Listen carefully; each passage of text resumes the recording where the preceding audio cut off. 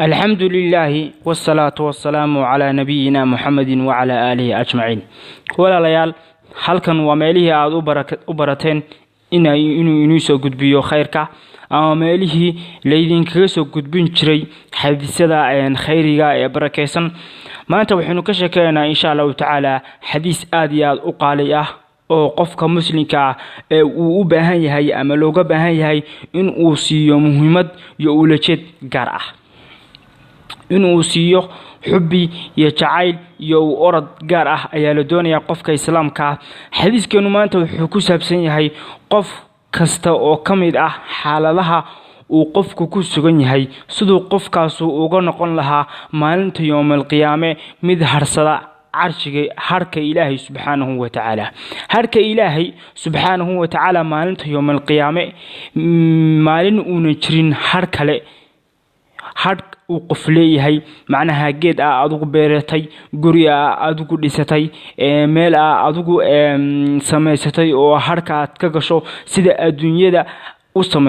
samaysatay. macnaha aakhiro ma jirto, macnaha guri adigu ku yaala sida hadhow harka oo gashid ama had u heshid sida maalinta yawmal qiyaama maadaama la soo dhaweynayo qoraxda in harka gashid sida adduunka aynu u samaysanay maanta guryaha iyo beeraha iyo geedaha aynu u dhisanay ama aynu u beeranay guryahan aynu u dhisanay sidaas maalinta yawmal qiyaama maxaa yeelay qofku maalinta meeshaas waxba ka mudhisan. markaana si qofka maalintaas dhibaatada jirta uu uga badbaado insha Allah taala ayaa waxaanu maanta kaga sheekeynaa xadiis qofka tusinaya ama u fududeynaya insha Allah taala maalinta yawmal qiyaama inuu harka galo. xadiiska nabiga sallallahu alayhi wasallam wuxuu yiri sab'atun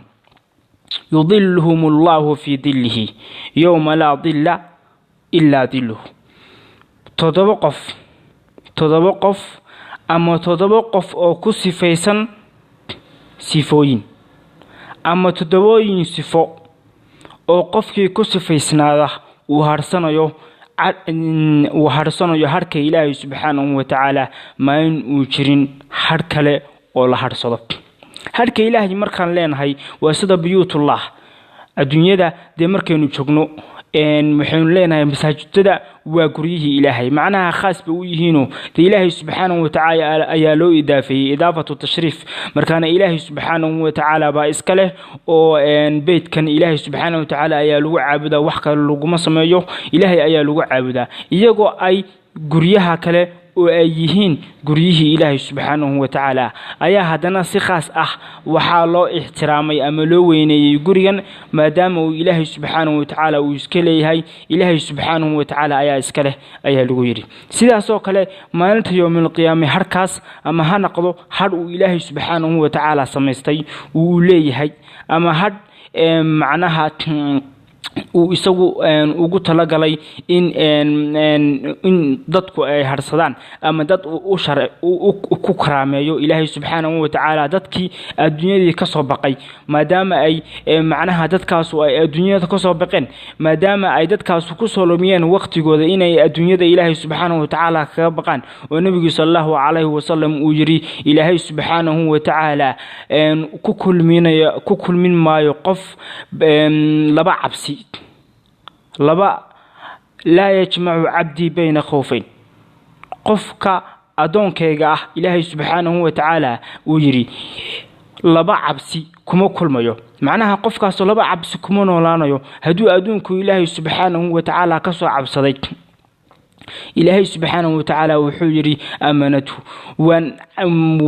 وحوي قفك أمني بان قلنا يا دي أمني بان صينيا ما أنت يوم القيامة كنا ده أمني يا أيان قلنا لكن سي هدو أمن كسون ولا ومركو أدون كسوجوي إسكسر راحستي وإلهي سبحانه وتعالى ونقصوا بقين وقفك سمعاسي دنوبتي أي وإنتو قلي وإلهي سبحانه وتعالى عبسيدي وكتري وأمني إسكن ولا qofkaasu waxa ogaataa inuu Ilaahay subhanahu wa ta'ala uu leeyahay maalinta yawmal qiyaamana amni kuma noolaanayo waa inuu cabsi ku noolaada. markaana laba amni qaadan meesid adduunka hadii amni ku soo qaadatay adigoo dunuub ku jira aakhirana amni kale ku qaadan meesid way ayuu yiri nabiga sallallahu alayhi wasallam. markaana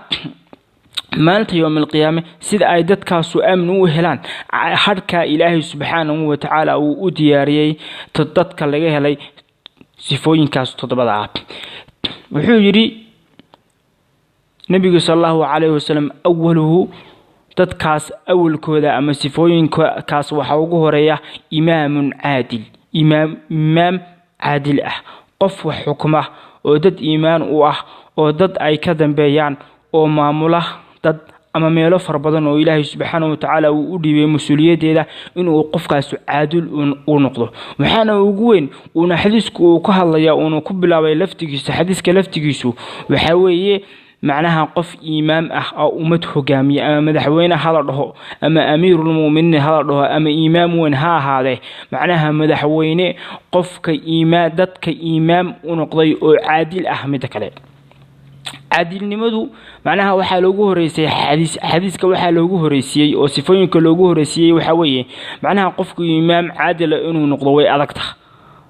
imaamku inuu caadil noqdo maanta aad iyo aad ayay u adag tahay. qofkii naftiisii waa inuu diidaa inuunan naftiisu waxyaalaha ay jeceshahay inuu raaco ama inuu sameeyo waa inuu diidaa. dadka waa inuu u kala eexan oo kuwa qoyskiisa ama ehelkiisa ama dadku jecel yahay ama magaalooyinka uu ka dhashay ama magaalooyinka uu jecel yahay waa inuu magaalooyinka intuu jeclaado uu wax kastaba siiyo uuna u eexan kuwa kalena uu meel cidla kaga tagin. markaana qofkii macnaha waxa xaalad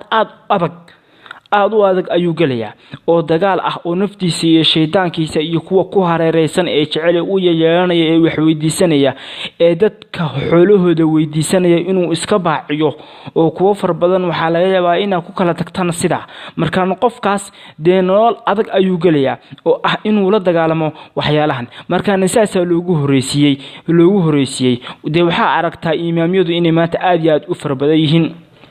haddana iyagoo fara badan haddana macnaha aynan ku sifaysnayn sifadan caadilnimada. markaana waa sifo aad iyo aad u qaaliya qofka islaamka laga rabo ee ummadda islaamka maamula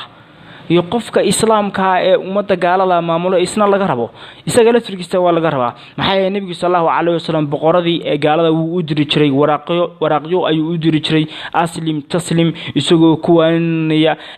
diinta kuwa nasaarada ah ama kristiyaanka la dhaho wuxuu ku dhigi jiray falaka ajrayn macnaha ina laba ajar leedihiin. ajarkii hore ee diintiini ah rumayseen ama diinta rumayseen iyo ajar kale oo islaamka kusoo gasheen macnaha waxaa laga hadlayaa kuwii diinta dhabta rumeeyay ee nabi ciise caadi u rumeeyay laakiinse kuwan leh nabi ciise waa ilaahay sheekada iyo kuwa la yimi kuwaas kuma jiraan. laakiin kuwa nabi ciise caadi u garanaya inuu nabi ahaa sallallahu alayhi salaam kuwaas ayaa laga wadaa inay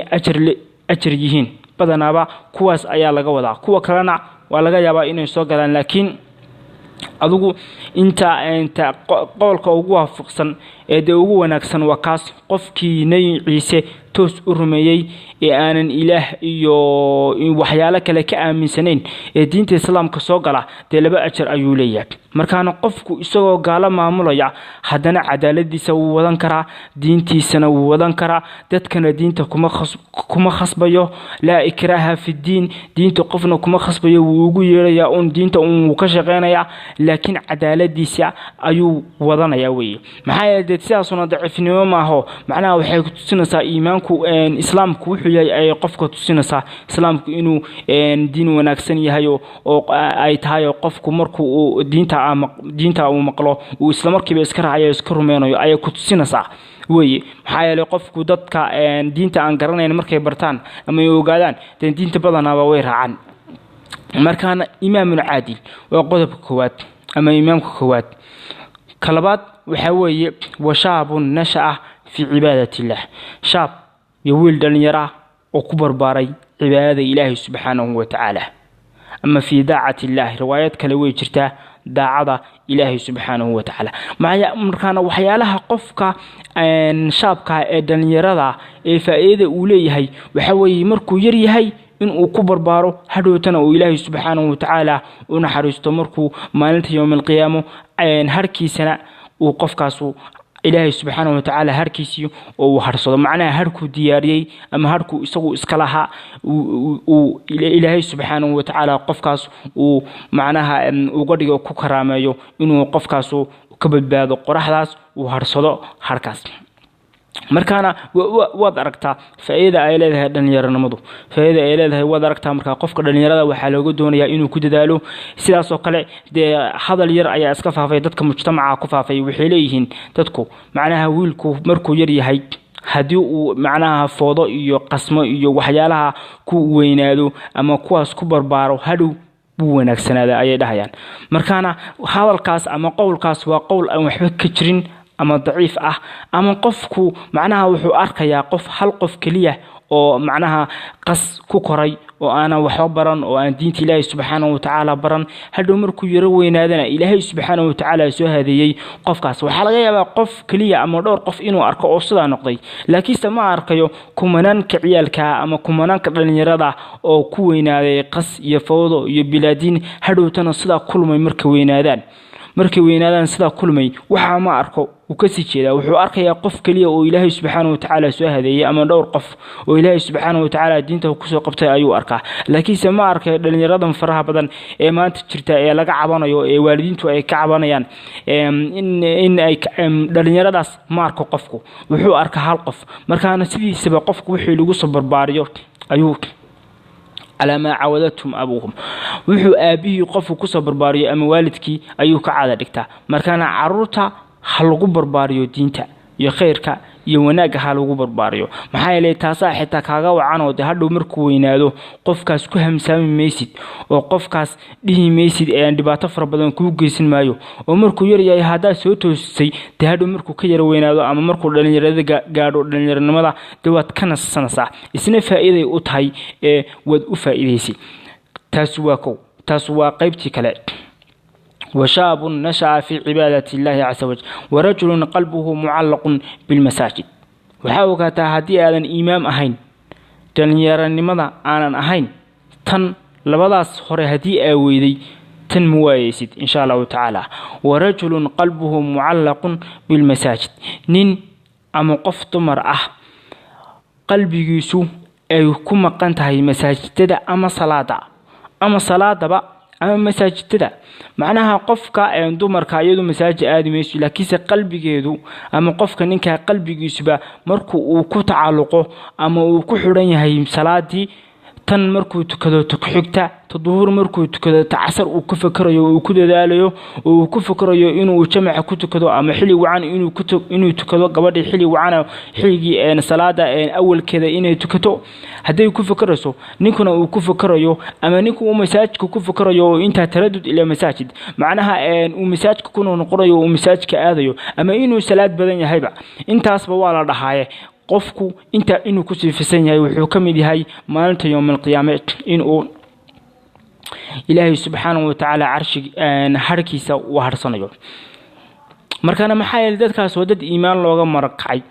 iimaanku haduu caadil noqdo iimaan buu leeyahay معناها قف كواس إيمانك ومده هجامية هدو إمام عادل نقضه دو قف نفتي سنة كعد كذي ومدي بعد الكي حمات أمر سنة كعد كذي هدو دنيرادو دنيرنمدو قف كدنيرادا هدو وقف ونكسن نقضه دو حوي ودو ونكسن أيو كوس علايو قف كسوح ونكسن أيو كوينانيا هلو تاني إسكان بدل كرامركو كوينادو مركو إلا يتمصنو صالقه أو دنيرنما ونا كوسالقه دوي أدكتها قف كسدو نقول لها طريق إلهي سبحانه وتعالى قونيكو هادو انت مساجك كحران يحي تينيكاس وانين مساجك يخيرك الله صاحب وقف إيمان له وي مركان ددكاس waxay u noqdeen fadliga ay u qaateen iimaan ay leeyeen warajulaani tahaba fi ilaahi ijtama'a alayhi wa tafarraqa alayhi waxa weeye laba nin oo ilaahi subhanahu wa ta'ala daraadiya diintiisa iyo khayrkiisa iyo iimaanka iyo waxaas isku jeclaaday isagna ku yimi kana kala tagay macnaha jacaylkii bay ku yimaadeen jacaylkiina way kula tageen oo jacaylka aad walaalka u noqoto u qabto waa inuu uu noqdo mid macaaga ah markasta marka la joogtid iyo marka ka maqan tahay waa inaad qofkaas jacayl u qabtaa laakiin ma aha qofku markuu ku yimaadana sheeko wanaagsan iyo hadal wanaagsan la gal iyo wanaag iyo qofka ina u wanaagsan tahay markuu tagana meel kastaba ku jar oo dabagal oo cadaadi وحاسد معها hadeer waxaaba jira qof macnaha dad sida iska waa laga yaabaa inay heshid markaas kuwaas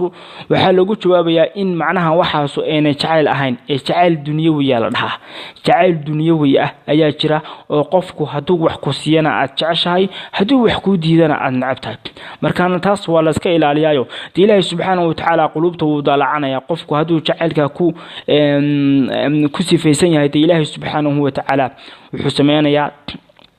ilaahay dadka wanaagsan kama mid dhigayo asxaabtii akhbaartooda marka laga sheekeynayo xitaa waxay dhahan anagu qofka walaalkay ah macnaha wuxuu sameyn jiray jeebkayga waxa ku jira buu kala bixi jiray iska qaadan jiray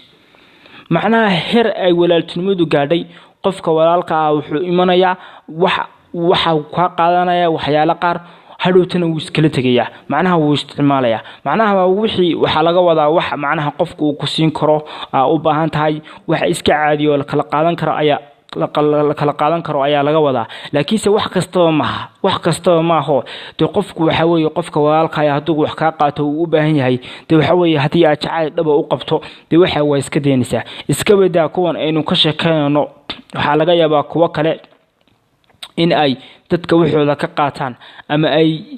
inay wax siiyeen iska daayo intay waxooda ka qaataan hadhowtana ay ku dhahaan waan ku jecelnahay ama walaalkay baa tahayo waka ama wax Ilaahay subhanahu wa ta'ala siiyay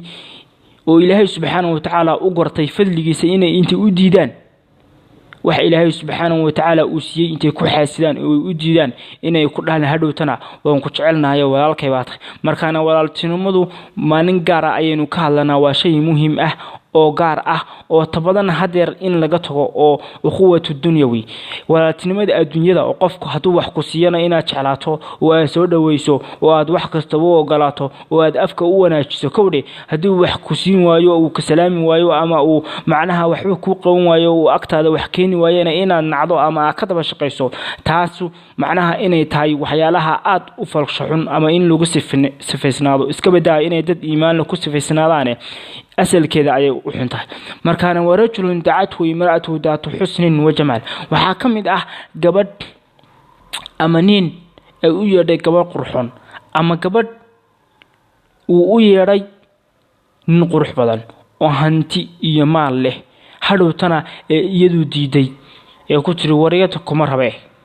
sina aan sameeyno ayuu ku yiri hadhowtana way diiday ama ninkii ayaa waxa u timi gabadh qurux badan oo nasab iyo hantiba haysata hadhow isna wuu diiday markaana in aad sina diidid waliba dadka sinada aan ehelka u ahayn ee macnaha